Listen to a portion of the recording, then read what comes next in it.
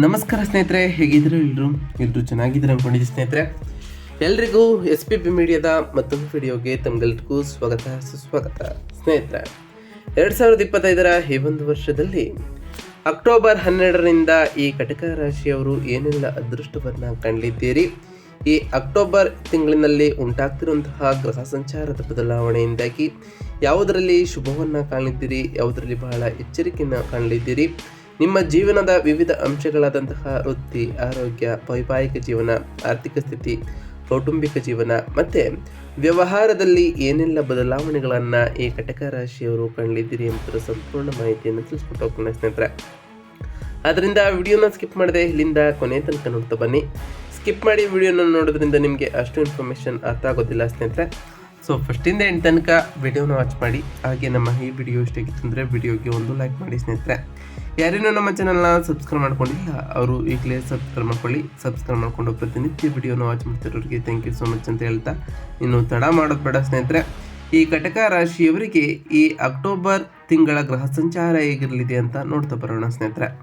ಮೊದಲನೇದಾಗಿ ಶುಕ್ರ ಗ್ರಹದ ವಿಚಾರಕ್ಕೆ ಬರೋದಾದರೆ, ಶುಕ್ರನು ಸಿಂಹ ರಾಶಿಯಲ್ಲಿ ಅಕ್ಟೋಬರ್ 8ರವರೆಗೆ ಇದ್ದು, ಅದಾದ ನಂತರ ಅಕ್ಟೋಬರ್ 9ರಿಂದ ಕನ್ಯಾ ರಾಶಿಗೆ ಆಲ್ರೆಡಿ ಪ್ರವೇಶವನ್ನು ಮಾಡಿದ್ದಾನೆ ಸ್ನೇಹಿತರೆ. ಇನ್ನು ಬುಧ ಗ್ರಹದ ವಿಚಾರಕ್ಕೆ ಬರೋದಾದರೆ, ಕನ್ಯಾ ರಾಶಿಯಲ್ಲಿ ಅಕ್ಟೋಬರ್ 1ರಿಂದ 2ನೇ ತಾರೀಕುವರೆಗೂ ಇದ್ದು, ಅದಾದ ನಂತರ ತುಲಾ ರಾಶಿಗೆ ಅಕ್ಟೋಬರ್ 3ರಿಂದ 23ರವರೆಗೆ, ನಂತರ ವೃಶ್ಚಿಕ ರಾಶಿಗೆ ಅಕ್ಟೋಬರ್ 24ರಂದು ಪ್ರವೇಶವನ್ನು ಮಾಡಲಿದ್ದಾನೆ ಸ್ನೇಹಿತರೆ.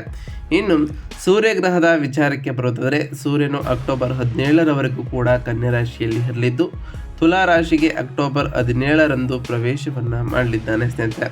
ಇನ್ನು ಮಂಗಳ ಗ್ರಹದ ವಿಚಾರಕ್ಕೆ ಬರೋದಾದರೆ, ತುಲಾ ರಾಶಿಯಲ್ಲಿ ಅಕ್ಟೋಬರ್ 26ರವರೆಗೆ ಮಂಗಳನು ಇರಲಿದ್ದು, ಅಕ್ಟೋಬರ್ 27ರಿಂದ ವೃಶ್ಚಿಕ ರಾಶಿಗೆ ಪ್ರವೇಶವನ್ನು ಮಂಗಳನು ಮಾಡಲಿದ್ದಾನೆ. ಇನ್ನು ಗುರುಗ್ರಹದ ವಿಚಾರಕ್ಕೆ ಬರೋದಾದರೆ, ಮಿಥುನ ರಾಶಿಯಲ್ಲಿ ಅಕ್ಟೋಬರ್ 17ರವರೆಗೆ ಗುರು ಇರಲಿದ್ದು, ಕಟಕ ರಾಶಿಗೆ ಅಕ್ಟೋಬರ್ 18ರಿಂದ ಪ್ರವೇಶವನ್ನು ಮಾಡ್ತಾ ಬಂದರೆ, ಇನ್ನು ಶನಿ ಗ್ರಹದ ವಿಚಾರಕ್ಕೆ ಬರೋದಾದರೆ, ಶನಿಯು 9ನೇ ಮನೆಯಲ್ಲಿ ಈ ತಿಂಗಳಿಡೀ ಕೊನೆಯವರೆಗೂ ಕೂಡ ಇರಲಿದ್ದು, ರಾಹು ಕುಂಭರಾಶಿಯ 8ನೇ ಮನೆಯಲ್ಲಿ ಇದ್ದರೆ, ಕೇತು ಸಿಂಹ ರಾಶಿಯ 2ನೇ ಮನೆಯಲ್ಲಿ ಈ ತಿಂಗಳಿಡೀ ಇರಲಿದ್ದಾರೆ ಸ್ನೇಹಿತರೆ.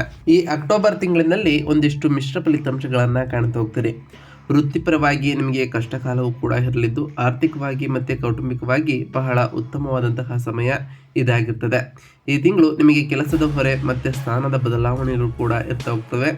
ಕೆಲವರು ಉದ್ಯೋಗವನ್ನು ಕಳೆದುಕೊಳ್ಬೋದು ಅಥವಾ ಉದ್ಯೋಗದಲ್ಲಿ ಅನಿರೀಕ್ಷಿತವಾದ ಬದಲಾವಣೆಗಳನ್ನು ಎದುರಿಸುವಂತಹ ಚಾನ್ಸಸ್ ಕೂಡ ಇದೇ ತಿಂಗಳಲ್ಲಿ ಎದುರಾಗಲಿದ್ದು, ಮೇಲಾಧಿಕಾರಿಗಳಿಂದ ನಿಮಗೆ ಕಡಿಮೆ ಬೆಂಬಲ ಸಿಗ್ಬೋದು ಮತ್ತು ಕಷ್ಟಪಟ್ಟು ಕೆಲಸವನ್ನು ಮಾಡಿದರೂ ಕಡಿಮೆ ಮನ್ನಣೆ ಸಿಗ್ಬೋದು ಸ್ನೇಹಿತರೆ. ಪ್ರಮುಖ ಕೆಲಸಗಳು ಮುಂದೂಡಲ್ಪಡ್ತಾ ಹೋಗ್ತವೆ ಅಥವಾ ಅಡೆತಡೆಗಳನ್ನು ಎದುರಿಸ್ತಾ ಹೋಗ್ತೀರಿ. ಮೊದಲ ಈ 2 ವಾರಗಳು ಬಹಳ ಸಹಾಯಕವಾಗಿರ್ತದೆ, ಆದರೆ ಕೊನೆಯ 2 ವಾರಗಳು ನಿಮಗೆ ಬಹಳ ಕಷ್ಟಕಾಲ ಮತ್ತು ಹೆಚ್ಚು ಕೆಲಸದ ಹೊರೆಯನ್ನು ನೀಡ್ತಾ ಬರ್ತದೆ ಸ್ನೇಹಿತರೆ. ಒಟ್ಟಾರೆಯಾಗಿ ಈ ಅಕ್ಟೋಬರ್ 12ರ ನಂತರ ದೊಡ್ಡ ಉದ್ಯೋಗ ಬದಲಾವಣೆಗಳನ್ನು ಕಾಣಬಹುದಾಗಿದೆ ಸ್ನೇಹಿತರೆ. ಇನ್ನು ವೃತ್ತಿ ಮತ್ತು ಉದ್ಯೋಗದ ವಿಚಾರಕ್ಕೆ ಬರೋದಾದರೆ, ಮೊದಲನೇದಾಗಿಯೇ ನಿಮ್ಮ 4ನೇ ಮನೆ ಮೇಲೆ ಸೂರ್ಯ ಮತ್ತು ಮಂಗಳನು ಅಕ್ಟೋಬರ್ 17ರಿಂದ ಅಕ್ಟೋಬರ್ 26ರವರೆಗೆ ಒತ್ತಡವನ್ನು ಹೆಚ್ಚಿಸುವ ಕಾರಣ ಮನೆ ಅಥವಾ ಕಚೇರಿ ಬದಲಾವಣೆಗೆ ಸಂಬಂಧಪಟ್ಟಂತಹ ಪ್ರಯಾಣಗಳು ಹಾಗೆ ಗೃಹ ಜವಾಬ್ದಾರಿಗಳನ್ನು ಕೂಡ ಇದೇ ತಿಂಗಳಿನಲ್ಲಿ ಕಾಣ್ತಾ ಹೋಗ್ತೀರಿ. 4ನೇ ಮನೆಯಲ್ಲಿ ಬುಧ ಅಕ್ಟೋಬರ್ 3ರಿಂದ 23ರವರೆಗೆ ದಾಖಲೆಗಳು ಮತ್ತು ಸಮನ್ವಯಕ್ಕೆ ಸಹಾಯವನ್ನು ಮಾಡ್ತಾ ಬರ್ತಾನೆ. ಆದರೆ ವಿನಯದಿಂದ ಈ ತಿಂಗಳಿನಲ್ಲಿ ನೀವು ಮಾತಾಡಬೇಕಾಗುತ್ತದೆ. ಕಠಿಣ ಮಾತುಗಳು ಸಮಸ್ಯೆಗಳನ್ನು ಸೃಷ್ಟಿ ಮಾಡುವಂತಹ ಚಾನ್ಸಸ್ ಕೂಡ ಇರಲಿದ್ದು, ಇದರಿಂದ ನಿಮ್ಮ ಉದ್ಯೋಗ ಕಳೆದುಕೊಳ್ಳುವಂತಹ ಚಾನ್ಸಸ್ ಕೂಡ ಇರಲಿದೆ. ಅಕ್ಟೋಬರ್ 24ರಿಂದ 5ನೇ ಮನೆಯಲ್ಲಿ ಬುಧನು ಪ್ರಸ್ತುತಿಗಳಲ್ಲಿ ತಾಳ್ಮೆಯನ್ನು ಬಯಸ್ತಾ ಹೋಗ್ತಾನೆ. ದಾಖಲೆಗಳನ್ನು ಸ್ವಚ್ಛವಾಗಿ ಈ ರಾಶಿಯವರು ಇಡಬೇಕಾಗಿರ್ತದೆ. ಪ್ರಕ್ರಿಯೆಯನ್ನು ಅನುಸರಿಸಿ ಮತ್ತು ಸಮಯಕ್ಕೆ ಸರಿಯಾಗಿ ಕೆಲಸಗಳನ್ನು ಪೂರ್ಣಗೊಳಿಸ್ತಾ ಬನ್ನಿ. ಕೊನೆಯ ವಾರದಿಂದ ಪರಿಸ್ಥಿತಿಗಳು ಕಠಿಣವಾಗ್ಬೋದು ಸ್ನೇಹಿತರೆ. ಅದರಿಂದ ನಿಮ್ಮ ದಿನಗಳನ್ನು ಎಚ್ಚರಿಕೆಯಿಂದ ಯೋಜನೆಯನ್ನು ಮಾಡ್ತಾ ಬನ್ನಿ ಸ್ನೇಹಿತರೆ. ಆ ಯೋಜನೆಯಂತೆ ನಡೆದುಕೊಳ್ತಾ ಹೋಗಿ ಸ್ನೇಹಿತರೆ. ಇನ್ನು ಕುಟುಂಬ ಮತ್ತು ಸಂಬಂಧಗಳ ವಿಚಾರಕ್ಕೆ ಬಂದರೆ, ಕೌಟುಂಬಿಕವಾಗಿ ನಿಮಗೆ ತುಂಬ ಉತ್ತಮವಾದಂತಹ ಸಮಯವಾಗಿರ್ತದೆ. ನಿಮ್ಮ ಕುಟುಂಬ ಸಮಾರಂಭದಲ್ಲಿ ಭಾಗವಹಿಸ್ಬೋದು ಅಥವಾ ಸಂಬಂಧಿಕರನ್ನು ಭೇಟಿ ಮಾಡುವಂತಹ ಚಾನ್ಸಸ್ ಕೂಡ ಎದುರಾಗಲಿದ್ದು, ಮದುವೆ ಅಥವಾ ದೀರ್ಘಕಾಲದ ಸಂಬಂಧಕ್ಕಾಗಿ ಕಾಯುವಂಥವರಿಗೆ ಈ ತಿಂಗಳು ಸಕಾರಾತ್ಮಕವಾದ ಫಲಿತಾಂಶಗಳನ್ನು ಕಾಣಬಹುದಾಗಿದೆ. ನಿಮ್ಮ ಜೀವನ ಸಂಗಾತಿಯಿಂದ ಪ್ರೀತಿ ಮತ್ತು ವಾತ್ಸಲ್ಯ ಹೆಚ್ಚಾಗುವುದನ್ನು ನೀವು ಕಾಣ್ತಾ ಹೋಗ್ತೀರಿ. ನಿಮ್ಮ ಕುಟುಂಬದ ಸದಸ್ಯರೊಬ್ಬರಿಗೆ ಸಣ್ಣ ಆರೋಗ್ಯ ಸಮಸ್ಯೆಗಳು ಕಾಣಬಹುದು. ಅದರಿಂದ ಬಹಳ ಜಾಗರೂಕರಾಗಿ ಈ ರಾಶಿಯವರು ಇರಬೇಕಾಗುತ್ತದೆ ಸ್ನೇಹಿತರೆ. ಇನ್ನು ಆರೋಗ್ಯದ ದೃಷ್ಟಿಯಿಂದ ಹೇಗಿರಲಿದೆ ಅಂತ ನೋಡ್ತಾ ಬರೋದಾದ್ರೆ, ಆರೋಗ್ಯದ ದೃಷ್ಟಿಯಿಂದ ಈ ತಿಂಗಳು ಬಹಳ ಸಾಮಾನ್ಯವಾಗಿರುತ್ತೆ. 4ನೇ ಮನೆಯ ಮೇಲೆ ಸೂರ್ಯನ ಸಂಚಾರವು ಎದೆ ಮತ್ತು ಶ್ವಾಸಕೋಶಕ್ಕೆ ಸಂಬಂಧಪಟ್ಟಂತಹ ಆರೋಗ್ಯ ಸಮಸ್ಯೆಗಳನ್ನು ಉಂಟು ಮಾಡಬಹುದು. ಹಾಗೆಯೇ ಬೆನ್ನು ಮತ್ತು ಕತ್ತಿನ ಬಗ್ಗೆ ಕಾಳಜಿಯನ್ನು ವಹಿಸಿ ಸರಿಯಾದ ವಿಶ್ರಾಂತಿ, ಉಸಿರಾಟದ ವ್ಯಾಯಾಮಗಳನ್ನು ಪಾಲಿಸ್ತಾ ಬನ್ನಿ. ತಂಪು ಆಹಾರಗಳಿಂದ ಸಾಧ್ಯವಾದಷ್ಟು ದೂರವಿರಿ ಸ್ನೇಹಿತರೆ.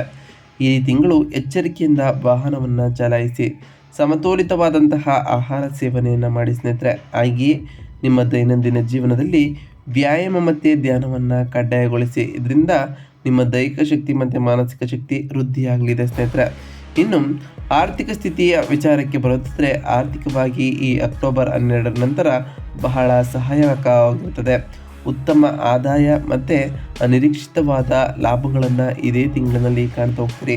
ನಿಮ್ಮ ಜೀವನ ಸಂಗಾತಿ ಅಥವಾ ಕುಟುಂಬ ಸದಸ್ಯರಿಂದ ನಿಮಗೆ ಆಶ್ಚರ್ಯಕರವಾದಂತಹ ಉಡುಗೊರೆಯೂ ಕೂಡ ಸಿಗ್ಬೋದು. ಹೂಡಿಕೆಗಳು ಲಾಭವನ್ನು ನೀಡ್ತಾ ಬರ್ತದೆ. ಹಣ ಹೂಡಿಕೆ ಮಾಡಲು ಬಯಸುವವರು ಅಕ್ಟೋಬರ್ 18ರೊಳಗೆ ಮಾಡುವುದು ಉತ್ತಮ. ತಿಂಗಳ ಕೊನೆಯಲ್ಲಿ ಅಪಾಯಕಾರಿ ಅಥವಾ ಗೊಂದಲಮಯವಾದ ಯೋಜನೆಗಳಿಂದ ದೂರ ಬರಬೇಕಾಗುತ್ತದೆ ಸ್ನೇಹಿತರೆ. ಇನ್ನು ಈ ರಾಶಿಯವರಿಗೆ ಸಂಬಂಧಪಟ್ಟಂತೆಯೇ ವ್ಯಾಪಾರ ಮತ್ತು ಪಾಲುದಾರಿಕೆ ವಿಚಾರದಲ್ಲಿ ಏನೆಲ್ಲ ಬದಲಾವಣೆಯನ್ನು ಕಾಣಲಿದ್ದೀರಿ ಅಂತ ನೋಡ್ತಾ ಬರೋದಾದರೆ, ವ್ಯಾಪಾರದಾರರಿಗೆ ಉತ್ತಮವಾದಂತಹ ಸಮಯ ಇದಾಗಿರಲಿದೆ. ವ್ಯಾಪಾರದಲ್ಲಿ ಬೆಳವಣಿಗೆಯನ್ನು ಕೂಡ ಕಾಣ್ತಾ ಬರ್ತೀರಿ. ಆದರೆ ಹೆಚ್ಚು ಕೆಲಸದ ಹೊರೆ ಮತ್ತು ಕೆಲವು ಅನಿರೀಕ್ಷಿತವಾದ ಖರ್ಚುಗಳು ಅಥವಾ ನಷ್ಟಗಳು ಕೂಡ ಇರ್ತದೆ. ಖಾತೆಗಳನ್ನು ಪಾರದರ್ಶಕವಾಗಿ ಇಡಬೇಕಾಗಿರ್ತದೆ. ಮತ್ತು ಕೊನೆಯ 2 ವಾರಗಳಲ್ಲಿ ದೊಡ್ಡ ಅಪಾಯಗಳನ್ನು ತಪ್ಪಿಸ್ತಾ ಬನ್ನಿ. ವಸೂಲಿ ಮತ್ತು ಸೇವೆಯ ಗುಣಮಟ್ಟದ ಮೇಲೆ ಗಮನವನ್ನು ಹರಿಸ್ತಾ ಬನ್ನಿ ಸ್ನೇಹಿತರೆ. ನಿಮ್ಮ ಪಾಲುದಾರರೊಂದಿಗೆ ಯಾವಾಗಲೂ ಪಾರದರ್ಶಕವಾಗಿ ಇರುವುದರ ಜೊತೆಗೆ ಮಾತಿನ ಮೇಲೆ ಗಮನವನ್ನು ಕೊಡಬೇಕಾಗಿರ್ತದೆ ಈ ರಾಶಿಯವರು. ಇನ್ನು ವಿದ್ಯಾರ್ಥಿಗಳ ವಿಚಾರಕ್ಕೆ ಬರೋದಾದರೆ, ಈ ಕಟಕ ರಾಶಿಯ ವಿದ್ಯಾರ್ಥಿಗಳಿಗೆ ಬಹಳ ಕಷ್ಟಕಾಲವಾಗಿರ್ತದೆ. ಏಕೆಂದರೆ ನೀವು ಓದಿನ ಮೇಲೆ ಏಕಾಗ್ರತೆಯನ್ನು ಸಾಧಿಸಲು ಈ ಟೈಮ್ನಲ್ಲಿ ಸಾಧ್ಯವಾಗದಿರಬಹುದು. ಬಯಸಿದ ಫಲಿತಾಂಶಗಳನ್ನು ಪಡೆಯಲು ಹೆಚ್ಚು ಶ್ರಮವನ್ನು ನೀವು ಪಡಬೇಕಾಗಿರ್ತದೆ. ಕೋಪ ಮತ್ತು ಅಸಹನೆಯನ್ನು ಈ ರಾಶಿಯವರು ನಿಯಂತ್ರಿಸ್ತಾ ಬನ್ನಿ. ಒಂದು ವೇಳಾಪಟ್ಟಿಯೊಂದಿಗೆ ಕುಳಿತು ನಿಮ್ಮ ಪೇಪರನ್ನು ಪೂರ್ಣಗೊಳಿಸ್ತಾ ಬನ್ನಿ. ಹಾಗೆಯೇ ನೀವು ಅಂದುಕೊಂಡಿರುವಂತಹ ಕಾರ್ಯಗಳನ್ನು ಅಂದೇ ಮುಗಿಸ್ತಾ ಬನ್ನಿ ಸ್ನೇಹಿತರೆ. ಪರೀಕ್ಷಾ ಕೊಠಡಿಯನ್ನು ಬೇಗನೆ ಯಾವಾಗಲೂ ಬಿಡಬೇಡಿ. ಅದರಲ್ಲೂ ಸ್ಪರ್ಧಾತ್ಮಕ ಪರೀಕ್ಷೆಗಳಿಗೆ ತಯಾರಿ ನಡೆಸುವಂತಹ ವಿದ್ಯಾರ್ಥಿಗಳು ಬಹಳ ಎಚ್ಚರಿಕೆಯಿಂದ ಇರಬೇಕಾಗಿರುತ್ತದೆ. ಓದಿನ ಮೇಲೆ ಹೆಚ್ಚಿನ ಗಮನವನ್ನು ಕೊಡಬೇಕಾಗಿರುತ್ತದೆ. ಶನಿಯು ಶಿಸ್ತಿಗೆ ಹೆಚ್ಚಿನ ಮಹತ್ವವನ್ನು ಕೊಡೋದ್ರಿಂದ ಬಹಳ ಶಿಸ್ತಿನಿಂದ ಈ ರಾಶಿಯವರು ಇರಬೇಕಾಗಿರುತ್ತದೆ. ಶಿಸ್ತಿನಿಂದ ಇರುವುದರ ಜೊತೆಗೆ ಸಮಯ ಪರಿಪಾಲನೆಯನ್ನು ಮಾಡಿಕೊಂಡು ಓದಿನತ್ತ ಗಮನವನ್ನು ಕೊಟ್ಟಿದ್ದೆ ಆದರೆ ಉತ್ತಮವಾದ ಫಲಿತಾಂಶಗಳನ್ನು ಕಾಣ್ತಾ ಹೋಗ್ತೀರಿ. ಹಾಗೆಯೇ ಹೊಸ ಕೌಶಲ್ಯಗಳನ್ನು ಕಲಿಬೇಕು ಅಂದ್ಕೊಂಡಿರೋ ಈ ರಾಶಿಯ ವಿದ್ಯಾರ್ಥಿಗಳಿಗೆ ಈ ತಿಂಗಳು ಸ್ವಲ್ಪ ಕಷ್ಟಕಾಲವಿರ್ತದೆ. ಈ ಕಷ್ಟಕಾಲವನ್ನು ಸಹಿಸಿಕೊಂಡು ನೀವು ಉತ್ತಮವಾದ ಭವಿಷ್ಯವನ್ನು ನಿರ್ಮಾಣ ಮಾಡಿಕೊಡ್ಬೋದಾಗಿದೆ ಸ್ನೇಹಿತರೆ. ಒಟ್ಟಾರೆಯಾಗಿ ಈ ಅಕ್ಟೋಬರ್ 12 ನಂತರ ಒಂದಿಷ್ಟು ಸಕಾರಾತ್ಮಕವಾದ ಬದಲಾವಣೆಗಳ ಜೊತೆಗೆ ಒಂದಿಷ್ಟು ಎಚ್ಚರಿಕೆಯ ಸೂಚನೆಗಳನ್ನು ಕೂಡ ಕಾಣ್ತಾ ಬರ್ತೀರಿ. ಅದರಿಂದ ಈ ಗ್ರಹಗಳ ಶಕ್ತಿಗಳನ್ನು ಇನ್ನಷ್ಟು ಸಕಾರಾತ್ಮಕವಾಗಿ ಮಾಡಲು ಹಾಗೆಯೇ ಇರುವಂತಹ ಎಚ್ಚರಿಕೆಗಳಿಗೆ ಮಾಡಬೇಕಾದಂತಹ ಪರಿಹಾರಗಳನ್ನು ಕೂಡ ತಿಳಿಸ್ಕೊಡ್ತಾ ಹೋಗ್ತಾನೆ ಸ್ನೇಹಿತರೆ. ಗಮನ ಬಿಟ್ಟು ನೋಡ್ತಾ ಬನ್ನಿ. ಮೊದಲನೇದಾಗಿ ಮಂಗಳನು 4ನೇ ಮತ್ತು 5ನೇ ಮನೆಗೆ ಅಕ್ಟೋಬರ್ 27ರಿಂದ ಪ್ರವೇಶವನ್ನು ಮಾಡೋ ಕಾರಣ ಪ್ರತಿ ಮಂಗಳವಾರದಂದು ಹನುಮಾನ್ ಚಾಲಿಸವನ್ನು ಪಠಿಸ್ತಾ ಬನ್ನಿ. ಪ್ರತಿ ಮಂಗಳವಾರ ಓಂ ಅಂಗರಾಯಕಾಯ ನಮಃ ಎಂಬ ಮಂತ್ರವನ್ನು ಜಪಿಸಿ ಸ್ನೇಹಿತರೆ. ಇದರಿಂದ ಆ ಮಂಗಳ ದೇವರ ಸಕಾರಾತ್ಮಕ ಪ್ರಭಾವಕ್ಕೆ ನೀವು ಒಳಗಾಗಬಹುದಾಗಿದೆ. ಇನ್ನು 3ನೇ ಮನೆಯಲ್ಲಿ ಶುಕ್ರನು ನೀಚ ಸ್ಥಾನದಲ್ಲಿ ಅಕ್ಟೋಬರ್ 9ರಿಂದ ಉಂಟಾಗುವ ಕಾರಣ ಪ್ರತಿ ಶುಕ್ರವಾರದಂದು ತಾಯಿ ಜಗನ್ಮಾತೆಯಾದಂತಹ ಲಕ್ಷ್ಮೀ ದೇವಿಯನ್ನು ಆರಾಧಿಸಿ ಲಕ್ಷ್ಮೀ ದೇವಿಗೆ ಪ್ರಿಯವಾಗಿರುವಂತಹ ಬಿಳಿ ಹೂಗಳನ್ನು ಅರ್ಪಿಸಿ ಪೂಜೆಯನ್ನು ಸಲ್ಲಿಸೋದ್ರಿಂದ ಆ ಲಕ್ಷ್ಮೀ ದೇವಿಯ ಕೃಪೆಗೆ ನೀವು ಪಾತ್ರರಾಗ್ತೀರಿ ಸ್ನೇಹಿತರೆ. ಹಾಗೆಯೇ ನಿಮ್ಮ ಮನೆಯಲ್ಲಿ ಶಾಂತಿ ಸಮೃದ್ಧಿಯ ಜೊತೆಗೆ ಸಂಪತ್ತು ಕೂಡ ಹೆಚ್ಚಾಗಲಿದೆ. ನೀವು ಸಂಭಾಷಣೆಗಳನ್ನು ಮಾಡುವಾಗ ವಿನಯದಿಂದ ನಡೆದುಕೊಳ್ಳಿ ಸ್ನೇಹಿತರೆ. 1ನೇ ಮನೆಯಲ್ಲಿ ಉಚ್ಚ ಸ್ಥಾನದಲ್ಲಿ ಗುರು ಅಕ್ಟೋಬರ್ 18ರಿಂದ ಬರೋ ಕಾರಣ ಗುರುಗಳು ಮತ್ತು ಹಿರಿಯರನ್ನು ಗೌರವಿಸ್ತಾ ಬನ್ನಿ. ಹಾಗೆಯೇ ಗುರುವಾರದಂದು ಹಳದಿ ಬಣ್ಣದ ಸಿಹಿ ತಿಂಡಿಗಳನ್ನು ದಾನ ಮಾಡಿ ಸ್ನೇಹಿತರೆ. ಹಾಗೆ ಪ್ರತಿ ಗುರುವಾರ ಓಂ ಬೃಹಸ್ಪತಾಯ ನಮಃ ಎಂಬ ಮಂತ್ರವನ್ನು ಜಪಿಸೋದ್ರಿಂದ ಆ ಗುರುದೇವರ ಆಕರ್ಷಣೆಗೆ ನೀವು ಒಳಗಾಗಬಹುದಾಗಿದೆ ಸ್ನೇಹಿತರೆ. ಇನ್ನು 4ನೇ ಮನೆಯ ಮೇಲೆ ಸೂರ್ಯನು ನೀಚ ಸ್ಥಾನದಲ್ಲಿ ಇರುವ ಕಾರಣ ಅಕ್ಟೋಬರ್ 17ರಿಂದ ಪ್ರತಿ ಭಾನುವಾರದಂದು ಸೂರ್ಯನಿಗೆ ನೀರನ್ನು ಆರ್ಗಿದ ರೂಪದಲ್ಲಿ ಅರ್ಪಿಸಿ ಸ್ನೇಹಿತರೆ. ಓಂ ಸೂರ್ಯ ದೇವಾಯ ನಮಃ ಎಂಬ ಮಂತ್ರವನ್ನು ಜಪಿಸುವುದರ ಜೊತೆಗೆ ಶಾಂತಿ ಮತ್ತು ಆತ್ಮವಿಶ್ವಾಸಕ್ಕಾಗಿ ಆದಿತ್ಯ ಹೃದಯ ಸ್ತೋತ್ರವನ್ನು ಪಠಿಸೋದ್ರಿಂದ ನೀವು ಅಂದುಕೊಂಡಿರುವಂತಹ ಕಾರ್ಯಗಳು ಯಾವುದೇ ಅಡೆತಡೆ ಇಲ್ಲದೆ ನೆರವೇರ್ತಾ ಬರುತ್ತದೆ ಸ್ನೇಹಿತರೆ. ಪ್ರತಿ ಶನಿವಾರದಂದು ಓಂ ಶಂ ಶನೈಶ್ವರಾಯ ನಮಃ ಎಂಬ ಮಂತ್ರವನ್ನು ಜಪಿಸುವುದರ ಜೊತೆಗೆ ಆ ಶನಿದೇವರಿಗೆ ಪ್ರಿಯವಾಗಿರುವಂತಹ ಕಪ್ಪು ಎಳ್ಳಿನ ಬತ್ತಿಯನ್ನು ಹಚ್ಚೋದ್ರಿಂದ ಆ ಶನಿದೇವರ ಸಕಾರಾತ್ಮಕ ಪ್ರಭಾವಕ್ಕೆ ಒಳಗಾಗಬಹುದಾಗಿದೆ. ಇದರಿಂದ ನೀವು ಅಂದುಕೊಂಡಿರುವಂತಹ ಕಾರ್ಯಗಳು ನಿರ್ವಿಘ್ನತೆಯಿಂದ ನಡೆಯಲಿದೆ ಸ್ನೇಹಿತರೆ.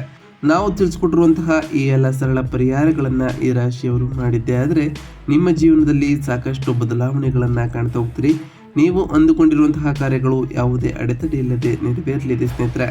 ಇದಾಗಿತ್ತು ಇವತ್ತಿನ ಒಂದು ವಿಡಿಯೋ ಸ್ನೇಹಿತರೆ. ವಿಡಿಯೋ ಇಷ್ಟಾಗಿತ್ತು ಅಂದರೆ ವಿಡಿಯೋಕ್ಕೆ ಒಂದು ಲೈಕ್ ಮಾಡಿ. ಯಾರೇನು ನಮ್ಮ ಚಾನಲ್ನ ಸಬ್ಸ್ಕ್ರೈಬ್ ಮಾಡ್ಕೊಂಡಿಲ್ಲ ಅವರು ಈಗಲೇ ಸಬ್ಸ್ಕ್ರೈಬ್ ಮಾಡ್ಕೊಳ್ಳಿ. ಸಬ್ಸ್ಕ್ರೈಬ್ ಮಾಡಿಕೊಂಡು ಪ್ರತಿನಿತ್ಯ ವಿಡಿಯೋನ ವಾಚ್ ಮಾಡ್ತಿರೋರಿಗೆ ಥ್ಯಾಂಕ್ ಯು ಸೋ ಮಚ್ ಅಂತ ಹೇಳ್ತಾ, ಹಾಗೆ ಕಮೆಂಟ್ನಲ್ಲಿ ಓಂ ಶನೈಶ್ವರಾಯ ನಮಃ, ಓಂ ಅಂಗರಾಯಕಾಯ ನಮಃ, ಓಂ ಲಕ್ಷ್ಮೀನಾರಾಯಣಾಯ ನಮಃ, ಓಂ ಗುರುವೇ ನಮಃ, ಓಂ ಸೂರ್ಯನಾರಾಯಣಾಯ ನಮಃ ಎಂದು ಕಮೆಂಟ್ ಮಾಡಿ ಸ್ನೇಹಿತರೆ. ಆ ಶನಿದೇವರು, ಮಂಗಳದೇವ, ಗುರುದೇವ ಹಾಗೆ ಲಕ್ಷ್ಮೀನಾರಾಯಣ ಮತ್ತು ಸೂರ್ಯದೇವ ನಿಮಗೆ ಆಯುಷ್ಯ ಆರೋಗ್ಯ ಸಮೃದ್ಧಿಯನ್ನು ಕೊಟ್ಟು ಕಾಪಾಡಲಿ. ನೀವು ಅಂದುಕೊಂಡಿರುವಂತಹ ಕಾರ್ಯಗಳು ಯಾವುದೇ ಅಡೆತಡೆ ಇಲ್ಲದೆ ನೆರವೇರಲಿ ಅಂತ ಆ ದೇವರಲ್ಲಿ ಕೇಳ್ಕೊಳ್ತಾ ಇವತ್ತಿನ ಒಂದು ವಿಡಿಯೋನ ಮುಗಿಸ್ತಿದ್ದೀನಿ ಸ್ನೇಹಿತರೆ. ಸಿಗ್ತೀನಿ ಮತ್ತೊಂದು ವಿಡಿಯೋದೊಂದಿಗೆ ಸ್ನೇಹಿತರೆ. Thank you for watching.